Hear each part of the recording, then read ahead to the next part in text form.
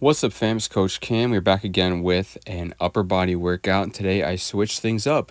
I am in the middle of creating a new training plan for myself that's going to split the body up into 3 parts. However, because I'm still in Firefighting Academy, don't want to do anything too drastic right now because I'm still constantly working my body on the daily.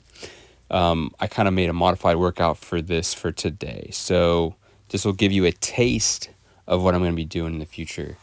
But starting off here was cable chest flies, but it's kind of a press toward the end. The first few reps or the first half of the set is like chest flies, but then toward the end, I'm kind of actually pressing it just to get more reps. I bought some pulleys there, you can see off the midway point of my rack, and I just ran this rope through those pulleys, and that's how I made my little cable press, right? So this is a machine that I loved when I used to train at Crunch, so I'm happy to have created it almost exactly here in my gym. If I wanted this to be more of a fly, I really need the pulleys to be wider. I need it to be wider than my rack is, so it's kind of a press. But anyway, targeting the chest here, and I used too light of a weight. So this set went on, I can't remember exactly, but I'll show you at the very end of my data, but it was like almost 3 minutes long, right? So I gauged the weight too light, and that's my bad, and I will learn from that, and I need to up the weight next time. So that's kind of a challenging thing when it comes to starting a new exercise, that you have to pick a weight and you kind of just have to guess and wing it. And I tend to end up picking weights that are a little too light. So that's fine, but my goal here is to really fatigue the chest first with this exercise and then go into push-ups afterward to really finish off the chest. And in doing so, I'm hoping to get more chest stimulation than just doing push-ups and calling it a day. I've been looking back at my workouts, realizing that I'm not getting a muscle shearing pump or, soreness, anything like that in any of my muscles. My workouts lately have been really more of a maintenance style to get me through Fire Academy, and I don't think I did that on purpose. It just kind of dwindled down to that, to what I could recover from, make progress with, while still being present and able to perform my best during school and work right now. So I'm going to ramp it up a little bit once this is dying down. So here we go, straight into push-ups. Instead of 35 pounds, brought it down to 25, knowing that I pre-fatigued with the chest fly press scenario there. So this is just digging deeper into the chest. I want to prioritize all my muscles, right? I don't really want to just get certain muscles bigger. I need everything to be hit hard in my workouts. And so with that, I'm not trying to add volume, I'm trying to add stimulus, but in doing so, it adds a little bit of volume, right? Maybe 2 exercises per muscle group. It's both going to absolute failure, right? And best case scenario, the first one will be more of an isolation, the second one be more of a compound. And what one of my friends told me about is just how that brings those secondary muscles into play during the compound and pushes your target muscles, being the chest right there, into a deeper failure. So next is preacher curls with the easy bar. I have not ever done this exercise. So I had this attachment for my bench that came with the bench when I bought it from somebody about a year ago, and I never used it until literally today. But I was like, you know what? I want a new bicep exercise. I want to challenge my biceps. And I thought, why not do this? It's a decent setup, decent, strength curve, tension curve, whatever you want to call it.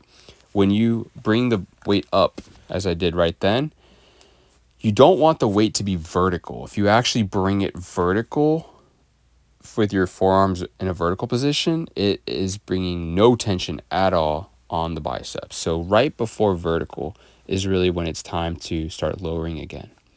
That's kind of where the exercise ends, right? There's no tension at all. It's like standing up in a squat, right? You stand straight up, there's no tension on your muscles. Your joints are stacked, in a very stable position. So when I lower this weight down, as I lower it toward the end range position, there's greater tension on the muscles. So this could be dangerous. I have seen some videos of people rupturing their biceps tendons doing this exercise, but I believe that they were doing too much weight, right? This is really lightweight. This bar, I can't remember exactly how much this bar weighs, but it's around 22 pounds, somewhere around like 18 to 22 pounds. And these are only 10-pound weights on each side. And to my surprise, once again, I undershot the amount of weight I should have used, right? So this set took me, it's like the longest set I've ever done. This set took me 4 minutes, over 4 minutes to complete. And on that note, I want to bring up something when people talk about one set, right? They say, oh, you got to do multiple sets. But this one set lasted 4 minutes. Should I really do another set? Most of you could not even fathom doing 4 minutes for the same exercise, right? And this begs the question, too, of cardio, right? Oh, cardio is like doing minutes on end of lower intensity work. Well, what do you call 4 minutes of bicep curls? Like, you can't tell me you're not getting any cardiovascular stimulus from a workout, from an exercise like this. You are. And this goes directly to the point that I make on all my Instagram posts and in my YouTube videos, that you can and will get cardiovascular aerobic system adaptations lifting weights. It's not the modality that determines whether you get those adaptations or not. It's you pushing your body. It's you contracting skeletal muscles.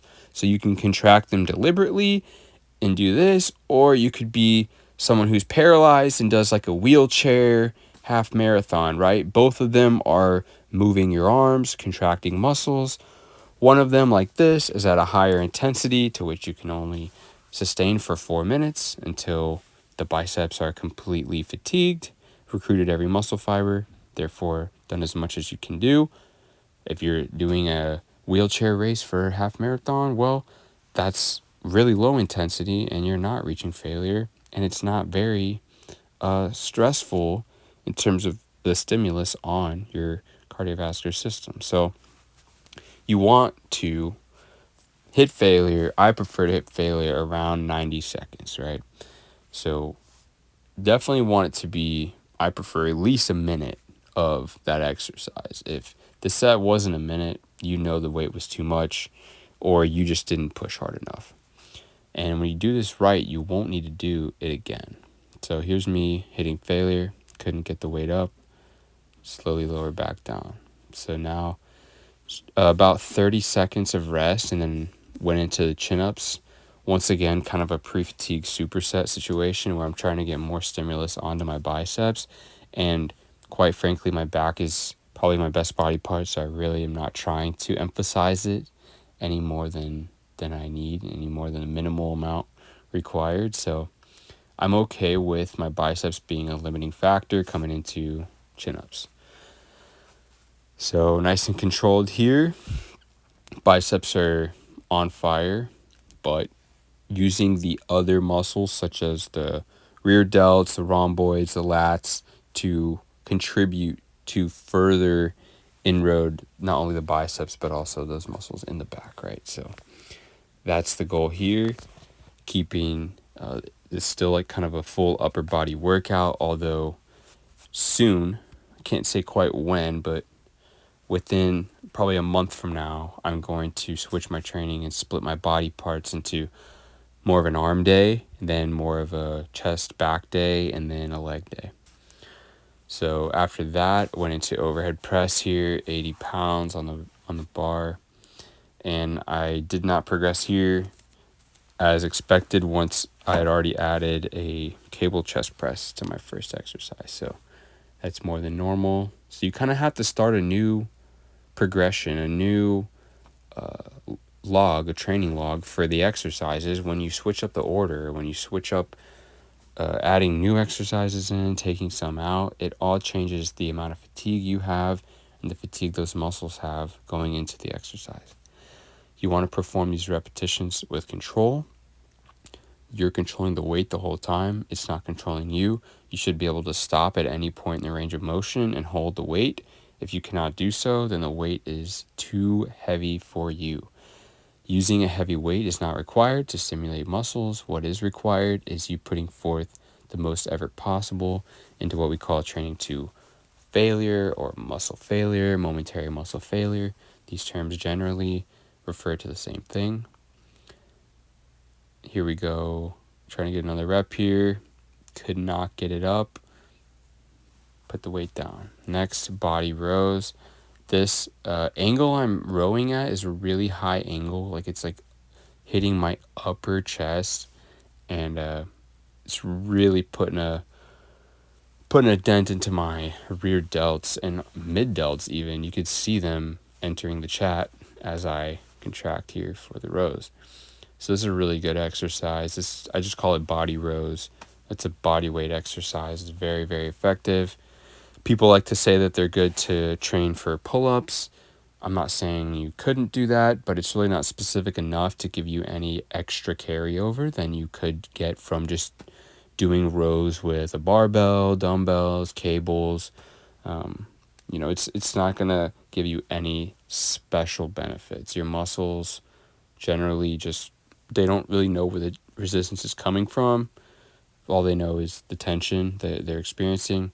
Now, if there was a competition where you were going to do body rows, then yeah, I would say train body rows specifically to get better at body rows. But in terms of general size and strength, just pick a rowing exercise, perform it, and you're going to get the most out of it. People today make back training so complicated, it's ridiculous. Like literally all I do is either a pull down or a pull up variation or rows like this, so a horizontal pull. Lastly, I tried to throw in some triceps here. I need to start isolating my arms, which I will do on an arm day that I'm creating right now. Here I only got 2.5 reps. I just quickly added 50 pounds to my pulley system, but that was too much weight.